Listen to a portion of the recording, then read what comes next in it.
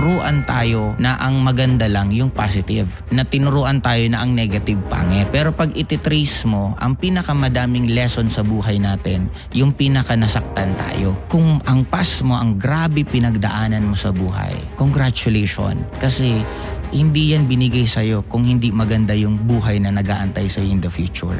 The moment na matutunan mo lang agad yung lesson na tinuturo sa'yo. Ang success is the poorest teacher kasi tuturuan kang maging mayabang, tuturuan kang maging complacent. Pero ang failure, ang tuturo sa'yo, mag-a-analyze ka ulit, matututo ka magtanong ulit, makikinig ka ulit. At ang pinakamasarap na natuturo ng failure or yung mga nawawala, nagkakaroon ka ulit ng appreciation. Kasi the moment na ang dami mong mga bagay na nandyan, hindi na natin ipagpapasalamat minsan yung mga bagay na dati pinapangarap lang natin. Pero halimbawa naman, kung mayaman ka na, how do you ensure na hindi ka nababagsak ulit?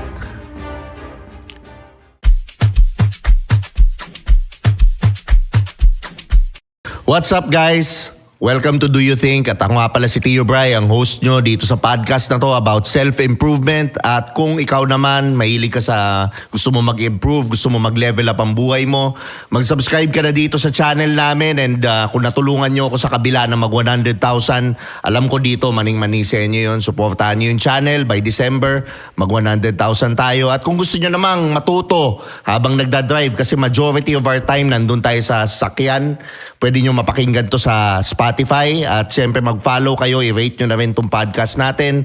Again, maraming salamat sa Tritone Studios, Tritone Entertainment. Siyempre, Picotin Perfume, available na to sa Facebook. I-message nyo lang Picotin Perfume by Tio Bry. Makakapag-order na kayo doon at mabibili nyo tong perfume ko. At siyempre, itong guest natin ngayon, madami ako matututunan, alam ko honestly. Dito ngayon, sobrang excited ako dahil itong guest natin, lumabas na rin siya sa madaming podcast. Para sa akin, isa siya sa mga top businessmen and kahit papano, masasabi ko kahit hindi niya aminin, motivational speaker na siya. Yan. At may sinimulan siyang kumpanya ngayon. He's into multi-level marketing. Siyempre, walang iba. Ang idol nyo, idol nating lahat, siyempre si Joseph Lim. Yan. Ano sasabihin ko? Hello po sa inyo lahat. And it's an honor na makasama po dito sa podcast mo. Yan. Siyempre, it's an honor din, Joseph Lim. Kasi ako, nung pandemic, mga TikTok, Facebook, nakikita din kita. Nakikita ko, sabi ko, itong taong to parang kumbaga speaks my language. Na andyan yung positive thinking, andyan yung law of assumption, andyan yung hindi poor mindset, yung rich mindset. Now, speaking about this, ano yung mga currently na ginagawa mo ngayon, brother? Sa akin, it's more on kasi since nagtayo ako ng bagong company. Pag nagkakaroon ako ng bagong goal, binabago ko kasi lahat eh. Binabago ko wardrobe ko, binabago ko yung mga lugar na pinupuntahan ko, even mga pagkain binabago ko. Wow. Kasi for me, it is a reminder na meron akong parang bagong task or bagong goal para mas mabilis kong makalimutan yung old na ako. Para mas mag-manifest yung bagong ako. Para mas makukuha yung results na gusto ko. Okay. Ang ganda nun Yung talagang binabago mo. Lahat. When you say, paanong binabago? Ano yung mga steps mo dun? Para, example, sa para maintindihan nila. Example, brand. Pati yung brief kong matagal na binago ko. Kasi parang, it sounds na parang biro. Pero kada nagsusuot ka kasi nun, nagre-remind na may bago kang ginagawa, may bago kang goal. Kaya pati lifestyle, inaayos ko, binabago ko. Para mas kasi magsisimula lahat sa utak eh. After sa utak, magsisimula sunod sa actions mo na. Bago mangyari yung gusto mong resulta. Ang nangyayari kasi sa atin, gusto natin yung resulta mauna bago tayo magbago. Parang sa industry namin minsan, may mga narinig ako, kaya hindi ako kumikita ng malaki kasi wala akong kotse, kasi wala akong magandang cellphone, kasi wala akong magandang damit. Pero it's the other way around eh. Na dapat magsisimula muna sa utak mo hanggang unting-unting magmamanifest. Kasi lahat ng nakikita natin sa mundong to, nagsimula talaga siya sa utak lang naman. You talked about lifestyle. Nung sabihin na natin, hindi ka pa yung level mo ngayon, paano mo unti-unting binago? Ano yung mga steps na ginawa mo sa lifestyle, for example? In-arrange ko lang yung kwarto ko. Guluhin mo lang. Baguhin mo yung pagkakadesign ng bed. Ibahin mo lang kung paano siya nakalagay yung mga gamit mo. Doon ako nagsimula. Tapos Okay. yung lugar na pinapasyalan ko, kasi pwede ka naman dati sa ganito kang lugar na pumupuntang mall, di mag-iba ka lang na mall na pinupuntahan, may psychological effect na rin naman sa utak mo na iba na yung ginagawa mo. Then mas nagiging love mo ngayon yung changes. Ang lagi ko kasing nasasabi, gusto naman natin lahat magbago. Pero ayaw natin mag-let go. And hindi ka pwedeng magkakaroon ng changes sa life mo if you're not ready to let go some of your friends, some of your hobbies, pati mga vices mo lahat. May dapat kang baguhin kaya sa akin, sa dami kong beses na pagbabago sa buhay ko, sa dami kong transformation sa sarili ko na kung sino ako 20 years ago, sino ako 5 years ago, sino ako last year, ibang Joseph Lim yun Kaya parang itong buhok ko, for so long, iba yung buhok ko dati, tapos ngayon ito yung buhok. Kasi every time na pag nakikita ko, nagre-remind siya na bago. Kaya nga actually kanina na kinabahan ako baga malate ako. Kasi I really don't want to be late. Yung hairstyle. Sorry na. Sorry, hindi kita pinapatama. Oo nga pala. Sorry. Hindi ikaw yun I'm just being honest kasi kanina, yung hairstylist ko, hindi ko nasabihan na may maaga akong lakad. Kaya medyo malilate siya na darating dun sa parlor. Sabi ko baka malate din ako punta dito. Kaya yun sa akin na right now may nag-aayos na ng buhok ko kasi ang hirap mag-ayos ng dati yung buhok ko. Kaya yun ang gusto ko kasi nasa term ko nun, nasa battlefield ako. Ang sarap nang wala nang inaayos sa buhok. Totoo. Kaya nga hindi ako nagbubuhok Oo. Kasi inabot ko dati nung high school ako, inabot ako mga 30 minutes, nag-aayos ng buhok, naglalagay ng gel, Kaya right now, naghanap na lang ng hairstylist ko na meron akong talagang na siya lang taga-ayos ng buhok ko everyday. Taga saan siya? Malapit lang? Malapit lang din naman sa tinitirhan ko, kaya napaka-convenient din sa akin. Okay. Talagang ganun, no? Talagang malalaki yung changes na ginagawa mo, no? Oo, laki din kasi ng pangarap ko ngayon. Oo, tama. Pero anong masasabi mo dun sa paglipat ng bahay? Ano yun napaka-importante yun kasi napakalaki ng effect nung neighbor mo.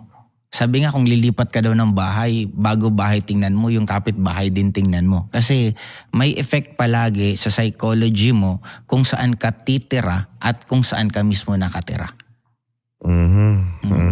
So, ibig sabihin, rich community.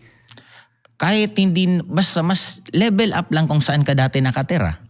Okay. Hindi naman kailangan agad-sagad-sagad Kasi ako lagi kong sinasabi, sa lahat ng tao na laging nagmamadali for them to get what they want, sabi ko, enjoyin nyo. Kasi ang buhay, it's not a race na kailangan mauna kang makapunta agad dun For me, ang life, it's paano mo siya ini-enjoy every moment ng mga pinagdadaanan mo.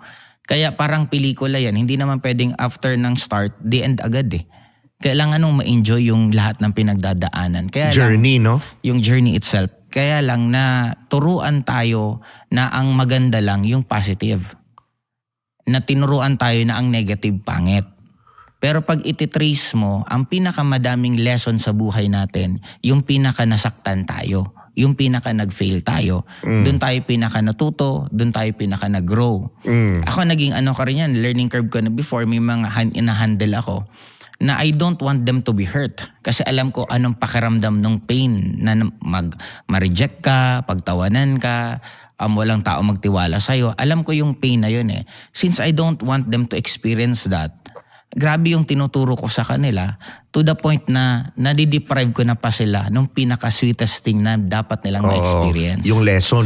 Oo. Kasi dun din naman ako naging magaling. Bakit ko sila i-deprive nung gano'n na sitwasyon na yun? Okay. So, ibig sabihin, yung pain sa lalaki, no? Importante yung pain ang nagde-define nung maturity mo, nung nagde-define ng lakas mo. Both girls and guys, pareha lang. Yung pain na yun. Oo. Could you expound nung sabi mo, yung mga negative, hindi natin nakikita, gusto lang natin tingnan yung positive? Naturuan kasi tayo na ang palakpakan lang lagi yung magaganda. Pero hindi natin na-appreciate na palakpakan din natin yung mga pinagdadaanan natin. Kasi ako lagi kong sinasabi, kung ang past mo, ang grabe pinagdaanan mo sa buhay, congratulations. Kasi hindi yan binigay sa'yo kung hindi maganda yung buhay na nag-aantay sa'yo in the future. Ganda. Kaya ka trinid ng pain na yon, ng hirap na yon, kasi napakaganda ng buhay na nag-aantay sa'yo the moment na matutunan mo lang agad yung lesson na tinuturo sa'yo. Okay. So, ibig sabihin, wala talagang pangit na nangyayari sa buhay. Is that it? It's all about perspective eh. Nasa sayo naman kung paano mo i-interpret yung mga nangyayari sa'yo. Yung mga taong nawala sa'yo, pwede kang masaktan kasi nawala sila, or pwede kang ma-excite kasi may mga kapalit sila na mas deserve mo ng bagong ikaw. Kasi hindi naman pwedeng magkaroon ng bagong version of you na hindi mo ili-let go yung old friends mo, yung old version na pag-uugali mo. Kaya sa akin, it's just about how you interpret things. Nawalan ka ng pera, naubos pera mo, pwede kang magmukmok na naubos, or pwede kang magpasalamat na piniprepare ka sa mas maraming perang darating sa'yo, kaya tinanggal sa'yo yung barya kasi papalitan ng mas malaking amount na pera. Yun ang interpretation ko ng mga bagay na negative na pwede mo siyang palitan ng positive na interpretation. Paano naging positive yung, para lang maintindihan nila, paano naging positive yung, shit, bumagsak ako. Nawala lahat. Lahat ng pinaghirapan ko. Nawala. Pansinin mo, ang success is the purest teacher kasi tuturuan kang maging mayabang, tuturuan kang maging complacent. Maraming tuturo sa'yo na hindi magandang bagay. Pero ang failure, ang tuturo sa'yo, mag-a-analyze ka ulit, matututo ka magtanong ulit, makikinig ka ulit. At ang pinakamasarap na natuturo ng failure or yung mga nawawala, nagkakaroon ka ulit ng appreciation. Kasi the moment na ang dami mong mga bagay na nandyan, hindi na natin ipagpapasalamat minsan yung mga bagay na dati pinapangarap lang natin. Napakaraming tao sa mga nanonood, yung sitwasyon mo ngayon, malamang kung nane-negative ka, nagpo-problema ka, parang hindi mo na-appreciate. Pero yung sitwasyon mo ngayon, pangarap mo yan dati. 5 years ago, 10 years ago, yan yung dinadasal mo na gusto mo mangyari sa'yo. True. Then how come ngayon na nandyan ka na sa sitwasyon na yan? Bakit hindi ka nagpapasalamat? Bakit hindi ka nagiging excited? Bakit hindi ka nagiging appreciative? Kaya pag dumating tayo sa point na hindi na tayo nagkakaroon ng appreciation, gratitude sa mga bagay na maganda, tatanggalin lang naman yan eh. Kasi pag tinanggal yan sa'yo, magkakaroon ka ulit ng appreciation. Pag nagkaroon ka ulit ng appreciation, ibabalik ulit yan sa'yo more than pa dun sa mga nawala sa'yo. Kaya ang pinakaano lang yan, bilisan mo maintindihan bakit nangyayari yan sa'yo. Kasi yung next level niyan, napakaganda after that. Sa akin naman, ang ano ko dyan, yung parang si God, okay, or universe, or kung sino man tawag mo sa kanya, ang gusto lang naman niya yung love mo sa kanya eh. Yung humility mo. Yung kakausapin mo siya ulit. So madami kasing tao na once na yumaman na, umano na, nakalimot na, naging, kaya sabi nga nila, 7 deadly sins, yung pride, pinaka number 1. Pag tumaas yung pride mo, nadidisconnect ka kay God, nadidisconnect ka, misaligned ka sa buhay mo. Nadidisconnect ka sa Kanya. Ngayon, pag nadisconnect ka sa Kanya, gusto niya bumalik ka. Ihatid ka pabalik. Parang bumalik ka, bagsak muna kita. Then you become humble. Probably gusto niya yung lumalapit kang wala lahat, hubad, napaka-humble, humility, yun ang pinakagusto niya. And then pag bumalik ka, tama ka dun. Ibibigay niya ulit sa'yo ng ano. Pero halimbawa naman, kung mayaman ka na, how do you ensure na hindi ka nababagsak ulit? Ang mayaman naman kasi kadalasan, kung in terms of pera meron naman tinatawag silang second, third generation pa ng mga income nilang pumapasok. Hindi lang yung main eh. Ang nagiging mali kasi cash flow natin, ng mga Filipino, pag kumita ka ng malaki, magdadagdag ka ng gastos. Bibili ka ng mga bagay na lalong dadami yung gastos mo. Ang mayayaman kasi pag kumikita, magtitipid pa rin yan ng dati nilang galaw, pero magbibili na yun ng mga negosyo na magpapasok ulit sa kanila ng pera. Kaya dumadating minsan sa point na meron silang unang negosyo, pangalawang negosyo, tatlong negosyo. Yung pang-apat na negosyo nila, yun ang bumubuhay na sa kanila. Yung first, second, third na negosyo, hindi na nga nila halos nagagalaw yung pera. Yun ang ginagawa nilang pambili ng mga luho. Kaya nakikita natin minsan ang mayaman parang hindi naman practical, ba't ang gagastos nila? Baka tubo na nila yung panggastos nila. Ang mahihirap naman kadalasan, yung kinita pa lang nilang malaki sa tinatawag na personal na income pa lang, yun ang pinambibili na nila ng mga luho. Kaya pagdating ng oras, mas lalo silang nahihirapan kasi padami, lumalaki nga kita mo, lumalaki din ang lumalaki ang gastos mo. Mismo. Galing nun. Pero sa tingin mo, bakit madaming mahirap sa Pilipinas? Yung real talk. Oh. Pwede bang sabihin orchestrated kasi siya? Kasi, eto medyo, hindi mo tayo nagkausap dati. I love it. Sige. Orchestrated siya kasi, kung talagang gusto tayong payamanin, bakit hindi ginagawang mandatory na turuan ng tao ng financial literacy? Bakit hindi tinuturuan ng mga tao? Kung pandemic days nga nagawa ngang hindi palabasin yung mga tao. Ganun ang power ng government na kaya magkaroon ng mandatory na kung ano yung gustong gawin, pwedeng sumunod. Pero bakit hindi yung lahat ng magpapabago ng mindset natin? Bakit hindi? Isa pa, bakit ang laki ng budget sa sports? Bakit hindi lakihan ng budget sa science? Kung gusto natin matuto at maging matalino ang mga tao, bakit ang binabudgetan yung hindi din develop ang utak? Bakit yung entertainment? Sports, Miss Universe, mga beauty, bakit hindi utak? Sana mas malaki ang budget. O sige, mag-imbento kayo ng ganito. Pag naka-imbento kayo ng ganito, milyon ang ibibigay ng gobyerno. But hindi pwede. Kaya for me, the reality, kaya maraming mahirap kasi dinisign na maging marami ang maging mahirap. Kasi nasabi ko naman to sa dating podcast na mas madaling makontrol ang mahihirap. Actually, sila yung pinakakawawa eh. Hindi kita bibigyan ng 4-piece pag hindi kami binoto mo. Andaling simpleng vote buying na hindi rekta pero gano'n ang nangyayari right now. Pag hindi ka kasundo nung magpeperma, nung susulat, hindi ka isasama. Pag hindi ka kapartido, hindi ka. In short, andaling na control ng botante just because of that. Kasi uso lang naman halos ang vote buying sa mga provinces. Pero sa mga medyo rich community, no? Or mga example dito sa NCR, Metro Manila. Kasi alam nila yung mga nagbabayad ng tax.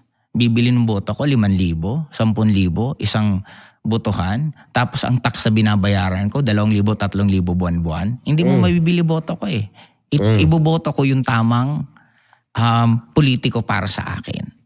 Kaya nga, di ba, ang ganda nung sinabi ni Miriam Defensor na sana ang nagbabayad na, ang nagboboto lang talaga, yung taxpayer.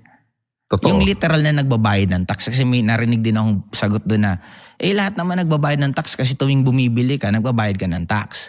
Yes, pero iba pa rin yung alam mong kita mo na, nakita mong kinaltas sa'yo. Iba din yung magiging effect nun sa'yo. Kaya mapipilitan ka talaga na, teka, gusto ko yung butanteng iboboto, yung politikong iboboto ko, yung tama para sa akin. Yung hindi gagastusin sa Viva Max, no? Pwede bang, oo, may kakilala akong grabing gastos ang budget sa mga PR na politiko. National, local, Joseph? National. Ay! Grabe. Nag-uokada. Tapos kasi yung kaibigan kong kinukunan ko ng room na discounted sa Okada, dun din kumukuha. Pati yung mga PR kung ilan pa. Hindi lang pwedeng mabang. Pero grabe, ang laki ng ginagastos. Milyon-milyon sa isang gabi. Isang gabi, milyon-milyon. Oo. Iba pa yung isa mo rin kwarto, yung bayad sa PR, yung sa nagdala. Tapos iba pa yung kung ano yung pinapagawa. Kada may pagawin. Pag sinunod, may dagdag pang... Ano kaya yung pinapagawa, Joseph? Hindi ko alam. Wala akong alam dyan. Kaya nung nakwento yun sa akin ng isa kong friend, sabi ko, nakakapanlo mo kasi nagbabayad. Ako na lang magkano tax na binabayaran ko. Mismo. Kaya para sa akin, medyo masakit sa loob na Totoo. Pinaghihirapan natin yung kinikita natin. Tapos nawawaldas lang kung saan-saan. Diba? Yun nga yung ano nun eh. So, talagang meant talaga nila nung pati sa lahat ng propaganda, yung system hindi designed para manalo ka eh, no? Oo. Basta masasabi ko lang, walang aksidente nangyayari sa mundong to. Lahat siya pinag-isipan at dinisign siya. Ano yung isa pang malaking example na tingin mong dinesign para hindi tayo manalo? Sa work. Okay. Napaka-impractical. No offense, I'm sure pwede na naman akong mabash nito na, paano na lang kung walang empleyado? Paano na lang may magtatrabaho? Pero try to imagine this. Nag-aral ka ng almost 18 years ng pag-aaral right now. And you're Pinahaba. Dinagdagan pa ng 2 years. Kung iisipin mo, napaka-impractical na hindi mo maintindihan anong logic nun. Oo. Then after nun, magtatrabaho ka. Magtatrabaho ka na magkano lang naman ang totoong natitira sa'yo. Oo. Ginibap mo pa yung time mo sa family mo kasi halos wala ka ng oras sa pamilya mo. Ginibap mo pa yung health mo kasi ang kinakain mo na puro unhealthy pagkain kasi kamamadali mo lagi pumasok. Tapos you will end up na after mong retire, iilan lang ang medyo kumita ng malaki and majority hindi talaga. Kaya for me, hindi siya practical. Magkano ang bahay ngayon, Joseph? Tsaka kotse? Total. Yung pinapangarap nila. Sariling bahay, kotse. Kasi dati, Siguro ang alam ko 15 mga ganyan, 10 at least. 15 million. Ano ba? Magkano ba yung standard? I'm not sure. Wala na rin akong idea. Siguro, sabihin mo na ang kotse, magkano? Mga 2 million. Ang bahay siguro medyo okay na rin na pang, mga 10. Sabihin mo mga 10. Kahit siguro mag-12. Okay. Na pwede ka ata mag-Camellia Homes. Magkano ang Camellia Homes? Mga 3 or 5 million ata, parang gano'n. Pwede na yun. Pero paano ka makakaipon nun? Ngayon dumadami pang gastusin. Dati wala naman load na gastos. Naalala ko yung nag-compute ako for 60 years. Kulang pa. Base sa sahod na 20 mil ata o 30 mil. Actually, meron for you to have a comfortable life if you are single, you need to earn at least 100,000 a month. Magkano ang minimum natin? Magkano ang kinikita? Kasi kaya naman sana kung aayusin lang. Di ba? At ma-promote natin ng konti ang Pasig. Kay Vico na lang. Kaya naman pala magpamalakad ng ganun kaganda. Bakit hindi gawin ng lahat sa gobyerno natin? Di ba? Yun lang kay Vico. Bakit hindi man lang siya pinopromote at pinupuri ng buong government? Pilipinas. May comparison Di ba? Di ba? Ito talaga Parang maiintindihan mo na ayaw. Ayaw yung tao maging healthy. Kasi kung pwede naman, gawin mong mandatory. Gulay. Sa atin na lang ang hirap maghanap ng kakainan ng mga healthy pagkain. Dito, mag-ikot ka nila, ang daming. Kasi nung nasa Taiwan ako, kada punta ko, ang sasarap ng mga gulay na kakainin, ng mga prutas, kahit saan may makakain ka. Dito sa atin, ang hirap maghanap. Kaya ang hirap din maging healthy. Tsaka yung organic na food. Di ba? Ang napakamahal ng organic na food. Yung tubig na maayos, napakamahal. Ang parang minsan mas mura pa ata ang soft drinks kaysa sa tubig. Ang kakapantay nga yung presyo ng dalawa, di ba? Yung bottled water tapos yung parang... So sila ito may lasa pa. Hindi nila na-realize na yung tubig... after effect. Oo. Yung tubig ang pinaka-importante.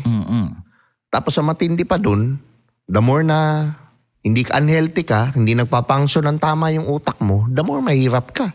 The more madali kang i-manipulate, at the same time, nasa fear-based ka Kasi ang utak natin is just a transmitter sa earth. Kung anong tinatapon mo, ibabalik niya. Since kumakain ka ng unhealthy pagkain, ang laging naiisip mo, fear-based. Pag lagi kang takot, yun ang iniisip mo, yun ang tinatransmit mo, yun din ang mangyayari.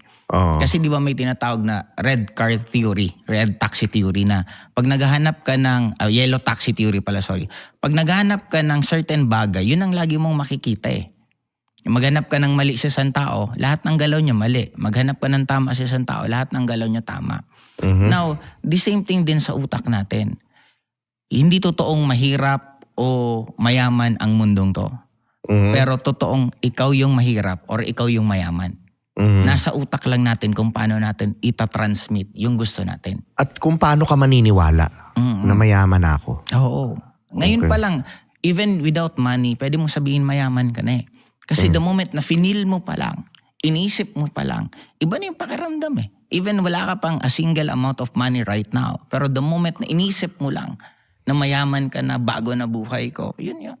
I'm sure magiging sagot naman dito ng ibang manonood. Wala nga akong pera. Paano ko nga gagawin yan? Yung palang na paano ka mag-isip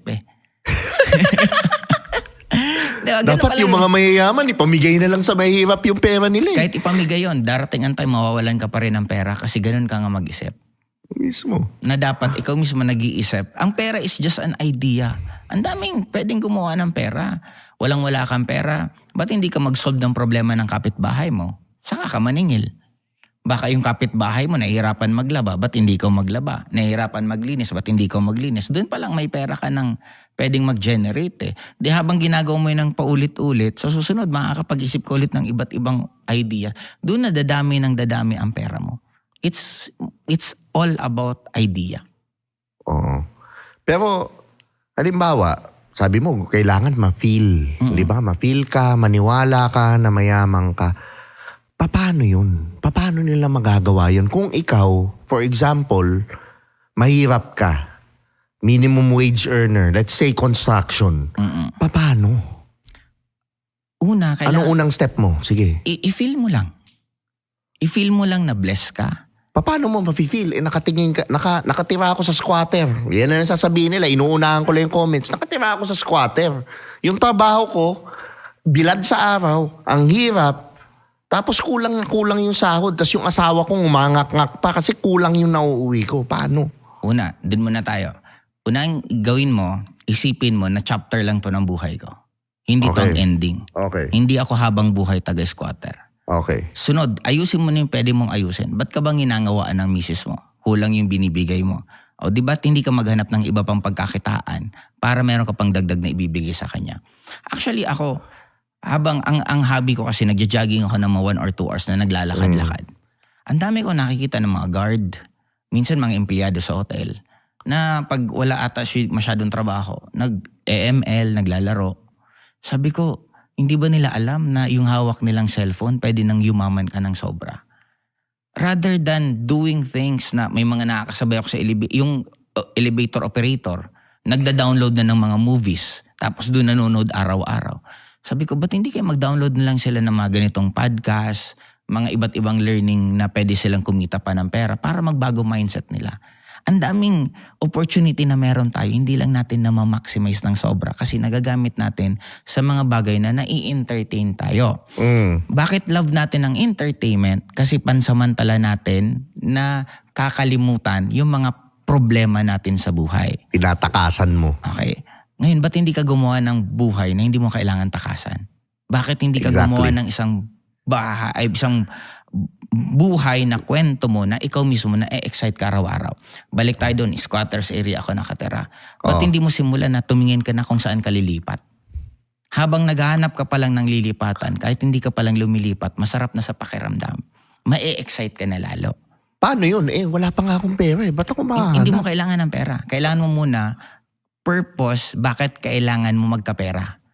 The moment na nakahanap ka ng titiran, ganito pala yung dapat kong babayaran para makalipat ako. Doon ka na mag-iisip, paano ka lalo mas kikita ng pera. Baka from laborer, malay mo, ma-promote ka ni foreman ng maging skilled worker. O pag naging skilled worker, kasi mag-iisip ka na laborer ako, gusto kong kumita ng dagdag, dapat maging skilled ako. Sige, pwede ako maging electrician or pwede ako maging ganito. Then kung sinong idol mo dun sa loob ng construction, dumikit ka na. Magpaturo ka ng skill na meron sa kanya. Then habang nagagawa mo na, makikita ka ng...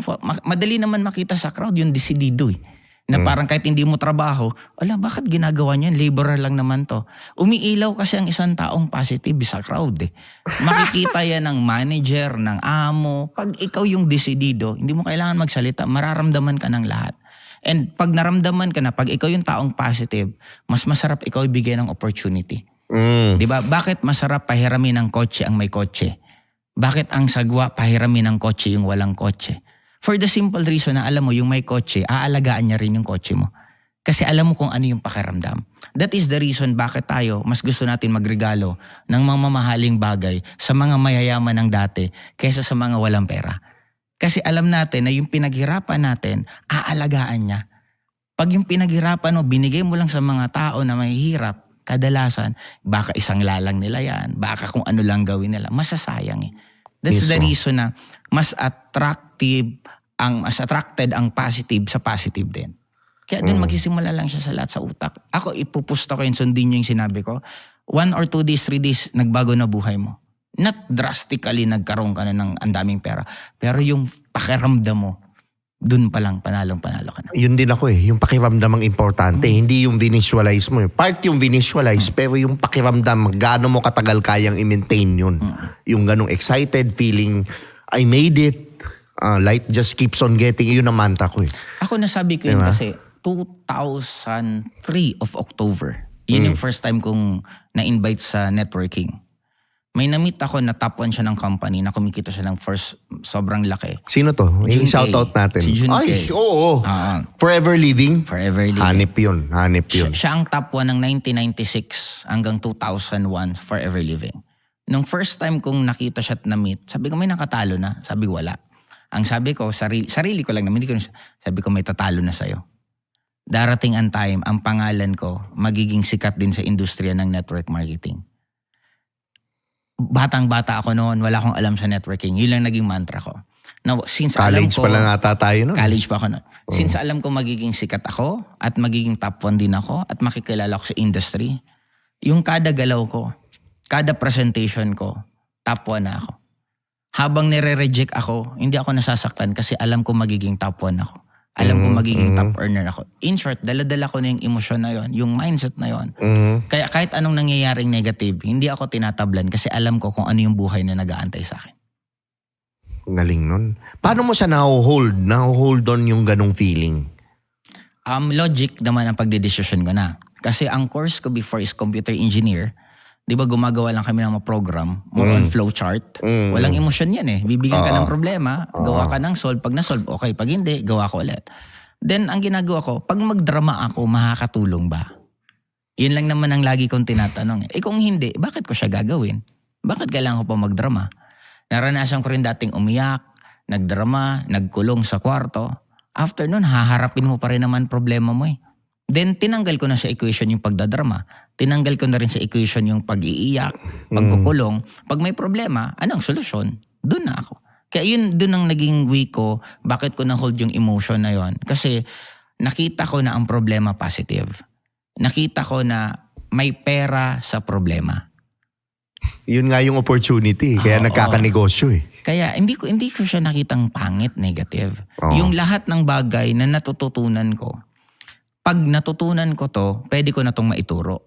Pag maituturo ko to, pwede ka na ngang maningil pagdating ng oras. Kaya for me, yung lahat ng problema na dumarating sa akin, opportunity yun for me to grow at for me to learn.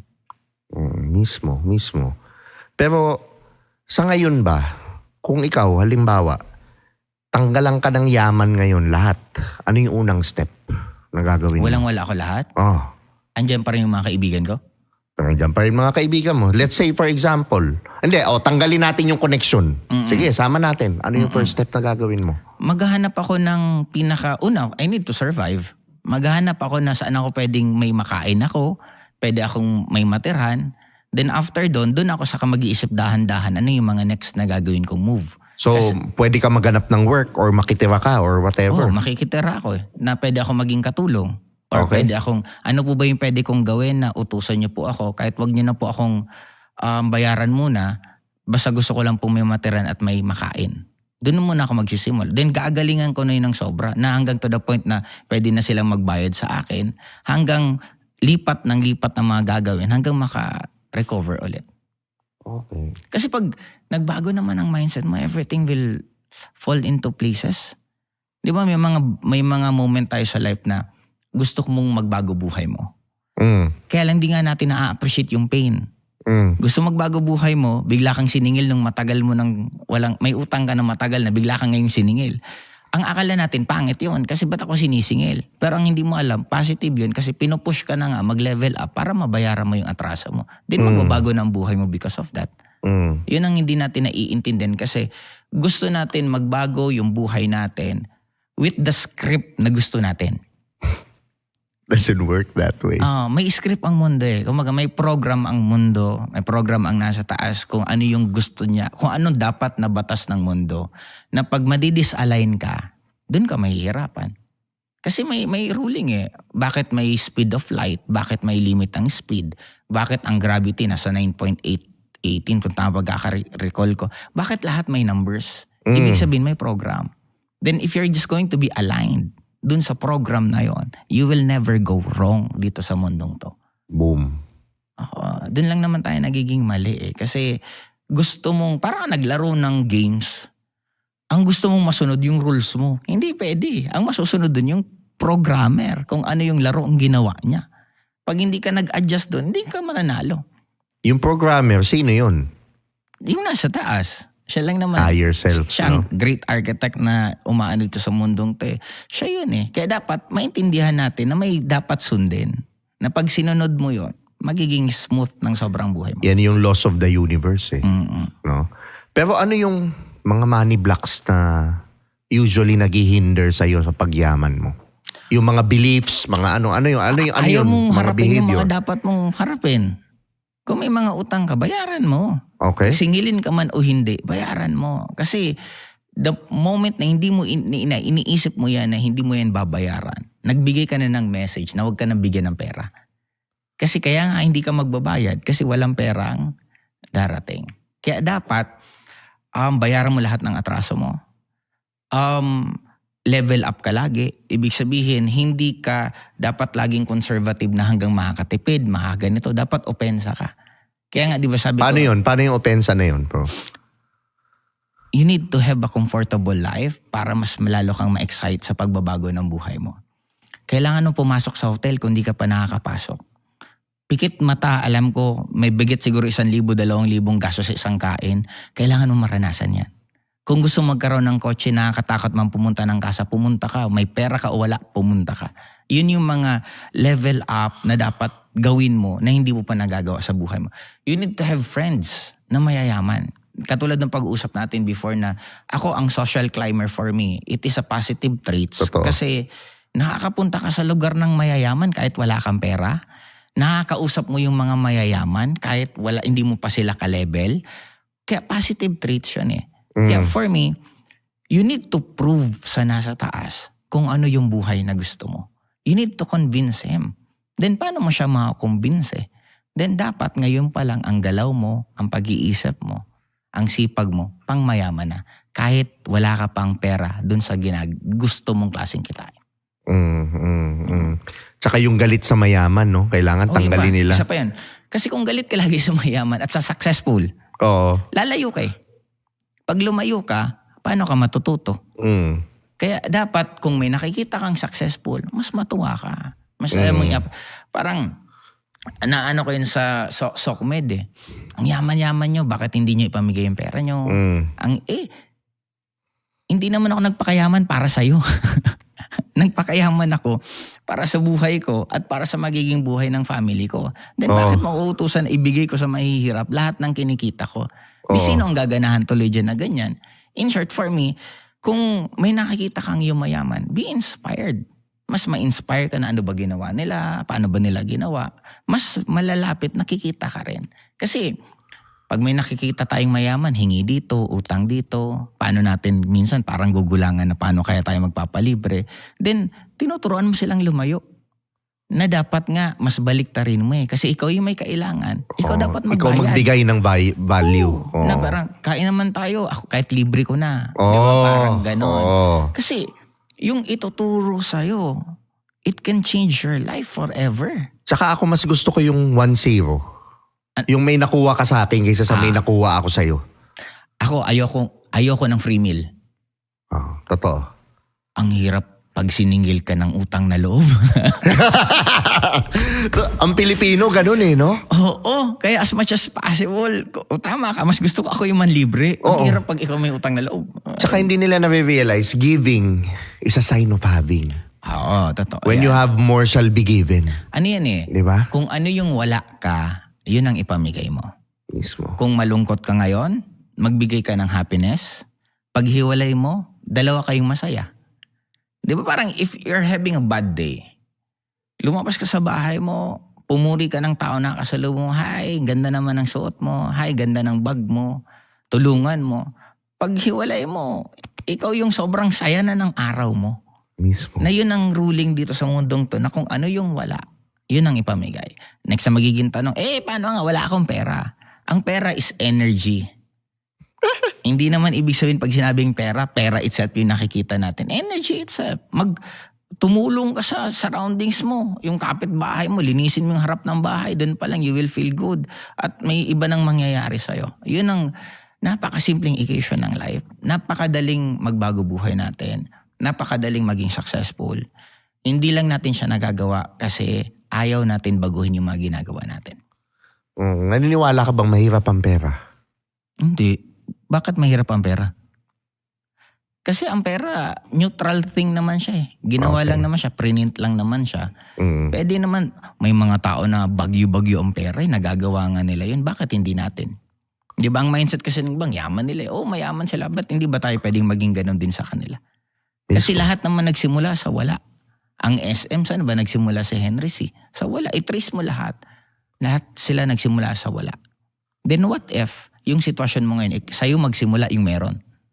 Sa generation mo magsisimula yung merong pamilya hanggang tuloy-tuloy. Nasa mindset lang naman natin yan. Diba? So paano mo halimbawa, paano mo may-heal yung pag-iisip mo?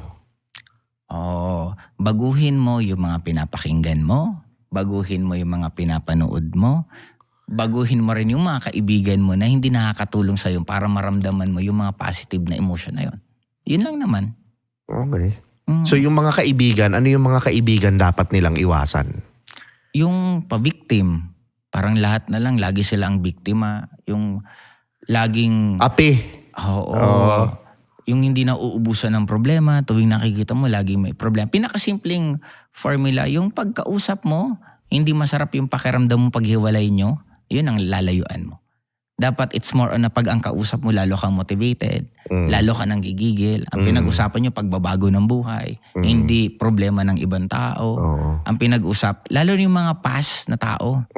Yung ang kwento na lang, alam mo, nung panahon ko, nung ganito. Ako iniiwasan ko yun kasi wala ka na bang bagong kwento sa buhay mo? Ang tagal mo nang kinikwento yan, hanggang ngayon yan pa rin. Living in the past, no? Oo, kaya more on ako, basta mafe-feel ko na mas positive ako, mas gaganaan ako. Mas gusto ko yung ganun. Tama. Kaya pala yung mga ibang ini-interview ko sa kabilang podcast ito ayaw na umuwi. Minsan kasi they feel good eh. parang nakaka-uwi pa rin naman. Yeah, nakaka-uwi pa rin naman. Nakaka-uwi pa rin. Pero yung, ano masasabi mo dun sa mga taong kaya mo lang naman nasasabi yan kasi Chinese ka eh. Kasi mayamang ka eh. Hindi naman ako yung may kaya kami pero hindi naman ako binigyan ng magulang ko kung anong sitwasyon ko right now. Marami ako naranasan sa buhay kasi hindi ako sanay na binibigyan ng pera ng parents ko. Kaya naranasan ko dati naglilinis ng bote ng yung lalagyan ng agua oxinada tapos ng mertiolet. 1 oras ako nung naghuhugas ng bote yun, kita ko 5 piso. Naranasan ko mamulot ng, hindi naman kami literal na sobrang hirap, i-clear ko lang. Pero gusto ko kasi kumita ng pera. Alam ko ang plastic, ang bote, ang bakal, binibili. Kaya nakiikot ako sa subdivision namin, may dala-dala akong sako, namumulot ako noon, pinapakilo ko para magkapera ako. In short, naranasan ko rin mamasada ng jeep for 5 years sa lugar namin habang nag-aaral ako. 18 years old ako, namasada ako ng jeep. Pero hindi yung buong araw. Pagkagarahe ng lahat ng jeep namin, mga 2 hours, 3 hours lang naman ako namamasada. Ang kita ko nun, 200 pesos. Ang baon ko sa school, 100 pesos. Do the math. 2 oras ka mamamasada, may 200 pesos ka minimum, tapos may baon ka pang 100. Bakit hindi? In short, ako, totoo Chinese, pero hindi naman lahat ng Chinese. Sobrang yaman. Kaya dinaanan ko talaga ano yung dapat mong gawin para ka kumita ng pera. Kaya naging mature ako. Kasi parang sa networking, sinasabi nila, kaya ka naging successful kasi mayaman ka. Mas mahirap kaya ang sitwasyon ng networker na mayaman kaysa sa mahirap. Kasi pag nag-networking ka, marereject ka ng sangkaterbang tao. Mismo. Lalo na ngayon. Iba yung forever living sa ngayon. Talagang ngayon, paso. Mas malala. Kasi may isa akong kaibigan, kontraktor. Yung pamilya nila, sobrang yaman nila. Nag-networking. Tapos nire-reject ng mga walang pera. Tapos parang inaalipusta siya. Ako napapakamot ng ulo kasi ang bait lang nun, di lang umiimik. Pero ang yaman. Parang trip-trip niya lang yung networking. Kaya ang point ko, mas mahirap ma-reject pag mayaman ka kasi sanay kang hindi nire-reject eh. Kaya yung sa pag-network na ganun, hindi naman basehan, mayaman ka, Chinese ka o hindi. consistency pa rin ng sipag mo Oo. at galing mo pa rin mag-innovate paano mo i-handle yung grupo mo. Ano yung one thing na pag binago nila sa buhay nila, 80% yung epekto? Taasan mo presyo mo sa sarili mo. Bakit ka nagiging masaya na ang kinikita mo 20 mil lang isang buwan? Bakit ka nakokontento na 40 mil lang isang buwan? Bakit nakokontento ka na dyan ka na lang nakatira? Bakit ka nakakontento na naiinggit ka na lang sa mga taong magaganda buhay? Kailan mo gugustuhin na sasabihin mo sa sarili mo, deserve ko yan. Gusto ko rin yan. Dapat this lifetime maranasan ko rin yan. Kaya for me, taasan mo lang presyo mo. Kasi the moment na tinaasan mo presyo mo sa sarili mo, hindi mo rin tatanggapin yung mga mabababa ang presyo. Ang tatanggapin mo rin yung mga opportunity na malalaki. Then, Yan yung sinabi mo sa akin, pinagkikwentuhan natin no? Pag tumira ka na sa malaking bahay, sure, hindi ka natitira sa maliit. Kasi parang, di ba, parang yung sinabi ko nang kausap tayo na kung nung nag-aaral ka, 1,000 pesos per day ang baon mo. Oh. I'm sure hindi ka naman naghahanap ng opportunity na 20,000 per month ang sweldo mo. Laging maghahanap ka na ng 100,000, 200,000. And ang daming opportunity sa mundong ito. Nagkakataon lang, mamimili ka lang. Di ba sinasabi nila na yung mga high-end brands. Sino bibili niyan? Sinong loko-lokong bibili niyan? Pag nagre-reklamo ka ng ganon, ibig sabihin, hindi ikaw yung market. Kaya ka nagre-reklamo. Pero may market. Oo. Kasi hindi naman, ang tatagal na ng mga high-end brand, mga luxury brand, the point na andyan pa rin sila at they are existing, meron bumibili. Parang ako naalala ko dati pandemic days, yung LB, pagpunta kasi, sabi ko gusto kong bumili, wala akong magawa masyado, punta kaming LB, pila yung tao. Sabi ko, pambihira to pandemic, bakit may mga bumibiling ganitong brand? And that time, 2021 ata, yung LB pa yung nag-top 1 sa buong pinaka-richest na brand. Then, ibig sabihin, may kanya-kanyang market lang talaga. Kaya Tama. mamimili ka lang, hindi mo pwedeng maging market yung baba kung nasa taas ka. Hindi mo pwedeng maging market yung taas kung nasa baba ka. Kaya mamimili ka lang kung ano yung gusto mo, then everything will change the moment na binago mo yung presyo mo sa sarili mo. Ano masasabi mo dun sa mga taong, nako, 5,000 pabango? Di ako bibili niyan. Pangkain na ng pamilya ko yan eh. Tama yon. Kaya nga kailangan mas kumita ng malaki na dumating sa point na ang 5,000 sa'yo, barya lang. Kaya it is just a sign na hindi mo pa deserve yung ganun na klaseng pabango. Kaya it's either mas magsumikap ka para maging deserve mo yon, or wala, tanggapin mo na lang na ganun na lang mangyayari sa'yo. And kanina you mentioned baon ng mga anak.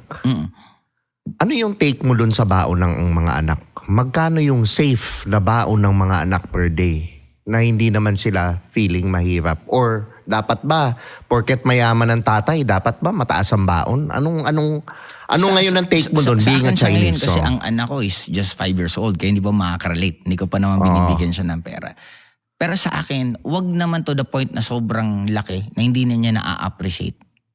Na hindi na siya nagtitipid, hindi na siya nagko-compute. Kumbaga for me, pag dumating ang time na yung anak ko mas malaki na, yung gitna lang na nabibitin pa rin naman siya. Pero hindi naman to the point na kulang, hindi rin yung point na sobra-sobra. Para mas matuto pa rin siya ng pagmamanage ng pera. Actually, as early as now, tinuturuan ko yung anak ko. Kasi may budget akong binibigay minsan kanya pag naglalaro ng Roblox. Oo, laki ng gastos sa anak ko. Ngayon, naghihigpit na ako. Kasi bilang lalaki, babae ang anak mo, ang hirap pag dinaan ka sa lambing. Oo. Nahihirapan ako eh. Pero right now, kailangan ko tiisin. Kasi nga, ang gastos niya sa Roblox pag binigyan ko, inuubos lahat. Tinuturuan ko mag-ipon, magganito. Kaya yun, dun ko naman siya dinidevelop sa ngayon. Okay.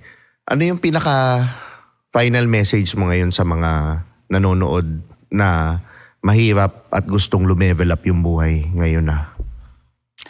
Una, para sa akin, kaya mo yan. Kasi ang dami naman taong nasa sitwasyon mo, or worse, mas worse pa sa sitwasyon mo, na nagbago ang buhay. Kaya ang lagi kong sasabihin, ano meron sa kanila na wala sa'yo? Ano ang kaya nilang gawin nang hindi mo kayang gawin? Kasi end of the day, lahat tayo, 2 kamay, 2 paa. Kung anong kayang gawin ng mayayaman, kaya din gawin ng mahihirap. Ang sabi ko nga, nagkakatalo lang tayo, isa lang. Yung presyo mo sa sarili mo. Kaya kailan mo gagawin, nataasan naman. buong buhay mo mababa ang presyo mo sa sarili mo at nakita mo na kung ano ang nangyayari sa'yo. Bakit hindi this time, simula nung napanood mo tong videong to, itry mo lang, taasan mo presyo mo sa sarili mo. Ano ba naman itong buong taon na to, simula nung napanood mo to, baguhin mo lang. Pag hindi mo nagustuhan ng resulta, 2026, bumalik ka ulit sa dating ikaw. Pero pag nagustuhan mo ang nangyari sa'yo, sana mag-comment ka dito sa videong to at ikwento mo kung ano ang mga nangyari sa'yo para mas maging inspiration ka rin ng mga taong katulad mo na naghahanap lang ng lakas ng loob na makakabasa na magpapatunay na kaya din nilang magbago ang buhay. Galing. Grabe. Sobrang gusto ko pang pahabain to pero nagugutom na ako eh. Pero yun ang sa akin napaka-valuable ng mga sinabi mo, Joseph. Thank you. Thank you sa time mo. It's a pleasure na nakilala kita. Nagkausap tayo sa Facebook. In-accept mo yung friendship ko. Si ano din pala, yung nire-request mo, napapayag ko na. Sino? Si Jackie. Ah! Kaya pagpunta dito. Sige. Sobrang excited ako. Talagang gawin natin to ulit. Maybe the next gawin natin to tas ulit. tingnan natin yung magiging engagement at effect nito. Oo. And sana sa inyo po, kasi bilang content creator, ang laki po ng factor ng magiging comment po ninyo. At syempre, mismo. i-share nyo na rin to sa mga kakilala nyo, alam nyo kailangan nila itong videong to. Kasi dito tayo lalo gaganahan na gumawa lalo ng ganitong klaseng content. Kasi mas mararamdaman namin na ang Pilipino pala ready na ng ganitong content. Hindi lang, ang alam kasi natin, baka puro kalokohan lang, puro prank. Pero sa magiging engagement po ninyo, magkakaroon kami ng realization na mas damihan at masipagan pa po namin gumawa ng ganitong content. Puro kalokohan, puro prank. Pagbukas mo ng wallet, prank din. Di ba? Prank ka din. Pero ano yung mga gusto mo i-promote, bro? Promote mo dito sa mga guests natin, yung mga nanonood. Yung mga gusto mo i-promote, social media mo, products, whatever, events. Sure ka? Sige, lulubos-lubos opportunity to eh. Yes, definitely. My name's Joseph Lim po. May mga vlogs din po akong ginagawa. You could search me sa YouTube, Joseph Lim. And may fan page din po ako, Joseph Lim. If mas gusto niyo pong marinig at mas maintindihan kasi ang dami namin pwedeng pag-usapan actually ni Tito Bry. Ni Tito Bry na kahit ilang oras pa kahit saan tayo umanggulo pumunta, magpolitika, mag-mindset ng tao. But since limited lang po ang oras kaya naputol kami ng ganito. Pero sa akin, yun, may mga vlogs po ako. At the same time, I already put up my own networking company. We started June 30 of 2025. Soft launching pa lang po kami kasi ang grand launch namin will be 2026 of January. Kaya para po sa akin, if you are interested na ma-involve sa MLM, kung hindi ka pa po na-i-involve, isa lang po gusto ko pong sabihin, I'm sure marami po kayo naririnig na maganda at hindi maganda sa industriya ng network marketing. Pero ang masasabi ko lang po, kung hindi po siya maganda, bakit hanggang ngayon dumadami ang MLM companies? And isa pa po, syempre, kung gusto niyo po personally na ma-handle, makilala, ma-meet din ako in person, try na maging on-board po sa company namin kasi isa lang po sure ko, gusto ko po na mas makatulong sa kapwa natin Pilipino, na mas magbago ang buhay. Kung pwede naman yumaman tayo ng mas dadagdag ang dadami na yayaman. Hindi man mangyayari lahat, pero at least makadagdag man lang. Then you are free po, we are here, we will help and pagtulungan natin pare-pare na mas maangat naman natin ang Pilipinas. Dahil dyan, pay in ako. Una na kayo sa inyo natin. Anyways, ako maraming salamat sa Tritone Studios, Tritone Entertainment. Follow nyo si Joseph Lim. Siyempre, yung Ascendra, diba? Napakagandang kumpanya niyan. Ganda ng products nila. Medyo napag-usapan na rin namin ni Joseph. At maraming salamat sa Tritone Studios, Tritone Entertainment. At mag-subscribe kayo dito sa channel. Help me reach 100k subscribers. And also, pakinggan nyo rin sa kotse, Spotify, i-rate nyo na rin. Ito nga pala si Tio Bry. Kasama ko rin si Joseph Lim. So maraming salamat sa panonood. For the next video.